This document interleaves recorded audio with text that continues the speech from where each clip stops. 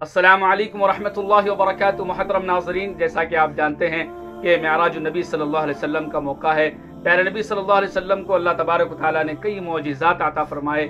उनमें से मेराज का वाक़या भी सरकार की ज़िंदगी का बहुत बड़ा मौजिज़ा है। मौजिज़ा कहते हैं खर्क़ आदत किसी काम को, यानी ऐसा काम जिसको एक आम इंसान ना कर सके, उस काम को अगर नबी करते हैं तो उसको मौजिज़ा बोला जाता है। ऐसे ही कोई ऐसा काम जिसको एक आम इंसान ना कर सके, लेकिन अल्लाह के कोई मुक़र्रब ख़ास बंदे, अल्लाह के वली, अल्लाह के ख़ास बंदे करते हैं तो उसको करामत बोला जाता है। और ऐसा कोई काम जिसको आम इंसान नहीं कर सकता, लेकिन एक फासिक, फाजिर, एक गुनहगार शख्स जिसका शरीयत से, इस्लाम से कोई ताल्लुक़ ना हो, ऐसा कोई अजीब काम करके बताता है तो उसको जादूगरी कहा जाता है। तो मौजिज़ा, करामत, जादूगरी, ये तीनों चीज़ें अगरचे के नज़र आने के एतबार से एक नज़र आते हैं, लेकिन हकीकत के एतबार से इन सब में बहुत बड़ा फ़र्क है। जो मौजिज़ा है या करामत है, ये दो ऐसी चीज़ें हैं जिसके ज़रिए से दूसरे लोग फ़ायदा भी उठा सकते हैं, इस्तेफादा भी कर सकते हैं। जैसे प्यारे नबी सल्लल्लाहु अलैहि वसल्लम एक सफ़र के मौके पर पानी की किल्लत हुई तो आपने एक जो है पानी के एक लोटे में आपने अपने हाथ को डाला तो आपके उंगलियों के पुरों से पानी निकलना शुरू हुआ। ये मौजिज़ा है जिससे सब लोगों ने पिया भी, वज़ू भी बनाया और उससे इस्तेफादा किया।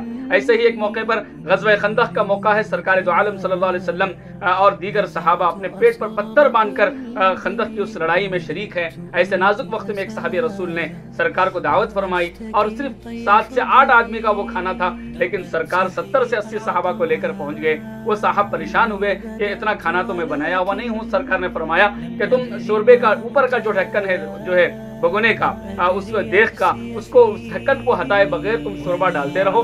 ऐसे ही रोटियों के ऊपर का जो कपड़ा है उसको हटाए बगैर अंदर से निकाल कर रोटियां देते रहो। 70-80 सहाबा रोटी खाते रहे, सबको सालन खाते रहे, लेकिन ना सालन खत्म हुआ ना रोटियां खत्म हुई। ये सरकार का मौजिज़ा है। तो लिहाजा नबियों के जरिए से जो मौजिज़ा जाहिर होते हैं उससे लोग फायदा भी उठा सकते हैं। ऐसे ही करामत जो जाहिर होती है अल्लाह के वली से, जैसे सुल्तानुल हिंद हजरत ख्वाजा अजमीरी रहमतुल्लाह अलैह से बहुत से करामात का ज़ुहूर हुआ। ऐसे ही महबूब सुबहानी, खुद रब्बानी शेख अब्दुल कादिर जिलानी रहमतुल्लाह अलैह से बहुत से करामात का ज़ुहूर हुआ, उससे लोगों ने फायदा भी उठाया। लेकिन जो जादूगरी है ये सिर्फ आंखों का धोखा होता है, उससे किसी को कोई फायदा नहीं होता, खुद जादूगर का भी फायदा नहीं होता। अगर आप सोचे जादूगर का ही फायदा हो जाए तो वो क्यों अपनी मैजिक को बताने के लिए अपने जो है टिकट लगाएगा और क्यों लोगों के सामने वो शो करता फिरेगा, वो खुद पैसे छापता रहेगा, अपनी एंजॉय और अपनी जिंदगी को पुरसुकून तरीके से गुजारेगा। तो इससे समझ में आता है कि अगर जादूगर 1 रुपया भी बनाया अपने हाथ से तो वो 1 रुपये से भी उसको फायदा नहीं पहुंचता, वो सिर्फ नजरों का धोखा होता है। बहरहाल प्यारे नबी सल्लल्लाहु अलैहि वसल्लम को अल्लाह तबारक व तआला ने कई मौजिज़ात अता फरमाए, जिनमें मेराज का वाक़या बहुत बड़ा जो है मौजिज़ा है कि रातों रात पलक झपकने के बराबर वक्त में सरकार मक्कतुल मुकर्रमा से बैतुल मक़दिस को, फिर वहां से 7 आसमानों पर गए और अल्लाह ताला से डायरेक्टली इस रात में मुलाकात फरमाई अपने जिस्म अतहर के साथ। और फिर अल्लाह तबारक व तआला ने इस मुबारक रात में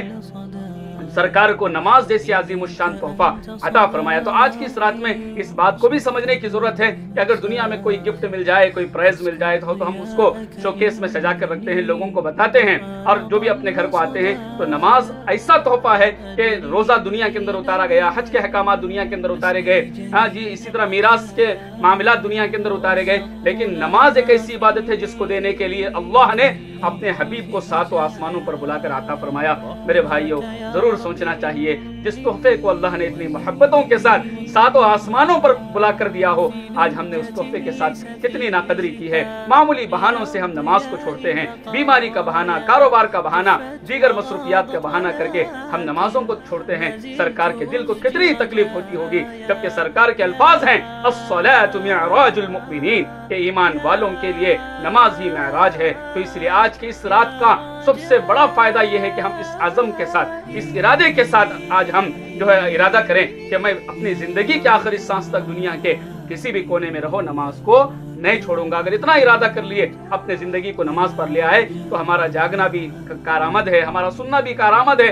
वरना बातें तो होती रहती हैं, ज़ाहिर है कि बातों से कोई मसला हल नहीं होता, अमल से जिंदगी बनती है। जन्नत भी जहन्नम भी ये खाकी अपनी फितरत में न नारी है न नूरी है। अल्लामा इकबाल के शेर को पेश नजर रखकर इस नमाज के तोहफे की कदरदानी करने की जरूरत है। और खास कर फिर सरकार के दो आलम सल्लल्लाहु अलैहि वसल्लम कैसे इतना लंबा सफर तय करे पलक झपकने के बराबर में। बहुत एक मिसाल देखिए, बात को खत्म कर रहा हूँ। आप देखिए, हमारे घरों में घड़ी होती है, वॉल वॉच होती है, उसके अंदर एक बैटरी आप लगाइए, बैटरी से ही वो चलती है, उसके अंदर शेल वगैरह से आप जब शेल निकालेंगे तो टाइम जहां आप शेल निकालें وہیں پر ٹائم رک جاتا ہے. آپ 1 گھنٹے 2 گھنٹے کے بعد پھر چل ڈالیں، جہاں ٹائم رکا تھا پھر وہیں سے ٹائم چلنا شروع ہوتا ہے. تو ٹھیک اسی طریقے سے اللہ تبارک و تعالیٰ نے سرکار کو روح کائنات بنایا ہے. آپ ہی کی وجہ سے اللہ نے اس کائنات کو وجود بخشا ہے. تو جب تک سرکار دنیا میں تھے دنیا کا نظام چلتا رہا.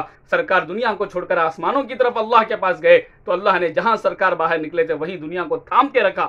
سرکار گئے بھی بیت المقدس کو 7 آسمانوں سے ہو کر آئے، پھر اب جب واپس آئے تو کائنات کا یہ سسٹم چلتا رہا. تو لہٰذا اس میں کوئی تعجب کی بات نہیں ہے. اللہ تعالیٰ سے دعا ہے اللہ مجھے آپ کو ان معجزات نبوی صلی اللہ علیہ وسلم کو دیکھ کر اپنے ایمان کو تر و تازہ کرنے کی توفیق عطا فرمائے. وآخر دعوانا الحمدللہ رب العالمین.